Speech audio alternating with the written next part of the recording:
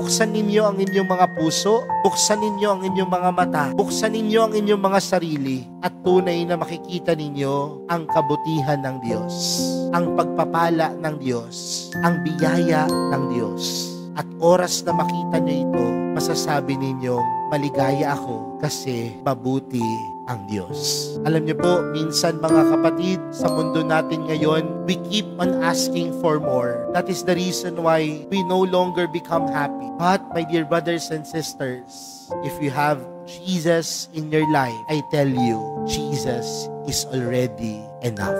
Kung meron ka sa iyong puso, buhay ang Panginoon, tunay mong masasabing sapat na. At kung siya ay sapat na, tunay na maligaya ang buhay.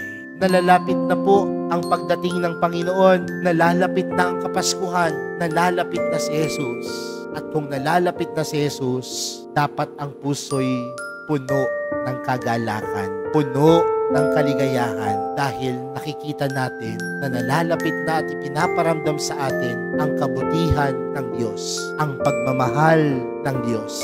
At sa pagmamahal at kabutihan ng Diyos, masasabi natin, ang mahal na pong Jesus Nazareno, sapat na upang ang ating buhay ay tunay na maging maligaya.